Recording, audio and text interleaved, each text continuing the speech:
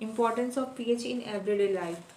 क्या क्या इम्पोर्टेंस है पीएच की हमारी रोज़ की ज़िंदगी में। सो बहुत सारे इसके यूजेस हैं, एप्लीकेशंस हैं। So first is are plants and animal pH sensitive. अगर हम अपनी बॉडी की बात करें तो हमारी बॉडी जो होती है 7 to 7.8 पीएच के बीच में काम करती है, यानी स्लाइटली बेसिक। ओके, अगर इससे ज़्यादा पीएच होता है या इससे कम होता है तो प्रॉब्लम हो सकती है। सो हमारी बॉडी जो काम करती है, सारे बायोलॉजिकल एक्टिविटीज़ करती है, वो इनके बीच पीएच में ही करती है।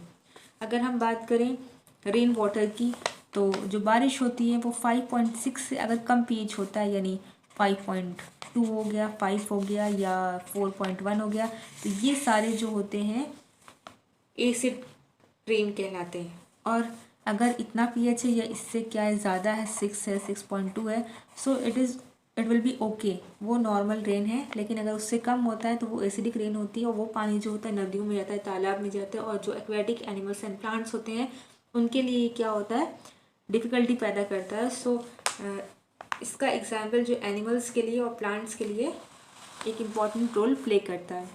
Next is pH of soil in your backyard. बात करते हैं जो पीएच होता है सॉइल का, वो कैसा होता है, यानी जो प्लांट्स ग्रो करते हैं सॉइल में वो एक पर्टिकुलर पीएच पे काम करते हैं। अगर वो पीएच कम होती है, यानी एसिडिक हो जाता है वो हमारा सॉइल, या बेसिक हो जाता है, तो उसको सही करने के लिए जो फार्मर होता है वो एसिडिक है तो बेस ऐड करता है, ताकि जो हमारा ये न्यूट्रल हो जाए और प्लांट अच्छे से ग्रो करे। या बेसिक होता है तो एसिड डालता है, ताकि जो उसको पीएच करना है उस सॉइल का वो कर सके। ठीक है, तो एक पर्टिकुलर पीएच पे कोई भी प्लांट जो होता है वो ग्रो करता है, और उसको ग्रो करने से पहले जो पीएच होना चाहिए सॉइल का वो सेम होना चाहिए। अगर कम है, ज़्यादा एसिडिक है, ज़्यादा बेसिक है, तो उसको न्यूट्रल या जिस रेंज में चाहिए उस रेंज में लाया जा सकता है।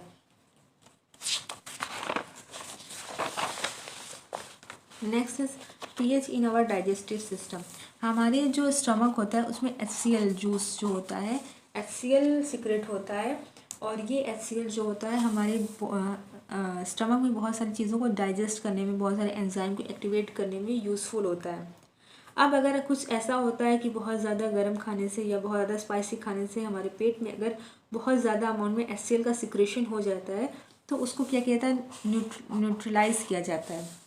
अगर ज़्यादा हो जाता है तो वो बहुत इरिटेट करता है, जिसमें पेन, इरिटेशन एंड पेन होता है, तो उसको न्यूट्रलाइज करने के लिए हम क्या कर सकते हैं, बेस ऐड करें। हम इसमें क्या करेंगे, बेस ऐड करेंगे, और बेस जब भी होगा तो ये बन जाएगा सॉल्ट और वाटर, और जो पेन होगा, जो इरिटेशन होगी वो कम हो जाएगी।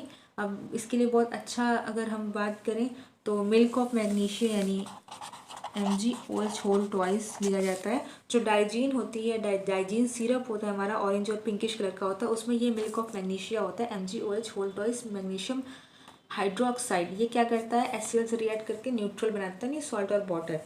और एक और चीज़ इससे हम कह सकते हैं एंटा एसिड, यानी जो एसिड के अगेंस्ट काम करे वो कहलाता है एंटा एसिड। और कुछ ऐसी चीज़ें होती हैं जो लोग खा लेते हैं, जैसे बेकिंग सोडा आगे है। बेकिंग सोडा भी खाने से क्या होता है, जो न्यूट्रलाइजेशन रिएक्शन, जैसे जबकि बेकिंग सोडा क्या होता है, हमारा सॉल्ट होता है खुद, लेकिन उससे क्या होता है, रिलीफ मिलता है। क्यों, वो हम आगे पढ़ेंगे। Next is pH as a cause of tooth decay, very important topic. हम अगर कुछ मीठा खाते हैं या हमारे दांतों में कुछ फूडी सब्सटेंस रह जाता है, तो वहाँ पे क्या होते हैं, बैक्टीरियाज होते हैं, और ये बैक्टीरियाज जो होते हैं उसको डिकम्पोज करते हैं। जब डिकम्पोज करते हैं तो ये क्या करती हैं, एंजाइम सिक्रेट करती हैं, और वो एंजाइम कैसे होते हैं, एसिडिक इन नेचर।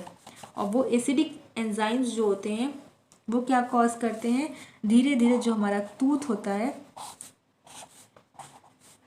जो हमारा टीथ होता है या टूथ होता है, उसे क्या करता है, धीरे धीरे डिजॉल्व करता है। और उसी वजह से दांत जो होते हैं सड़ना या डिके करना सिर्फ इसी चीज़ की वजह से होता है।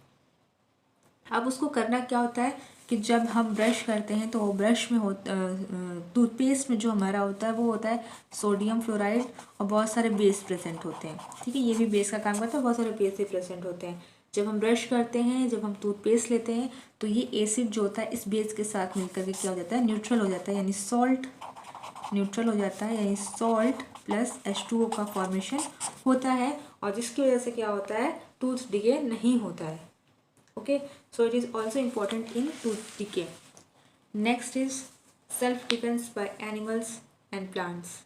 कुछ एनिमल्स ऐसे होते हैं जो एसिड सिक्रेट करते हैं, और कुछ एनिमल्स ऐसे होते हैं जो बेस सिक्रेट करते हैं।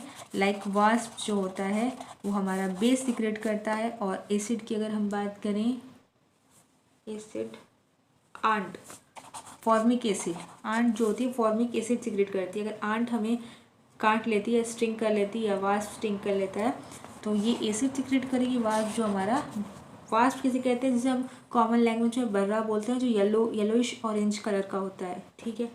तो ये एसिड जो होती है हमारी,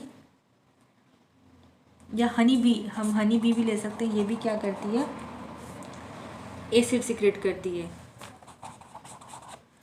तो हनी बी जो होती है, आंट होती है, एसिड सिक्रेट करती है, जिसकी वजह से हमें क्या होता है, पेन और इरिटेशन होती है। इस वजह से उस पर क्या लगाया जाता है, बेस। अगर हम इसमें बेस लगा दें, अगर हम इसमें बेस लगा दें, तो बेस के लिए बेकिंग सोडा लिया जाता है, जो बहुत अच्छा बेस का काम करता है, और ये न्यूट्रल हो जाता है। और अगर हमारा बेस है तो एसिड लिया जाता है, एसिडिक सब्सटेंस को लेंगे तो वो बेस से रिएक्ट करेगा और कैसा बना देगा, एसिडिक बना देगा। तो इसके लिए अगर कोई बेस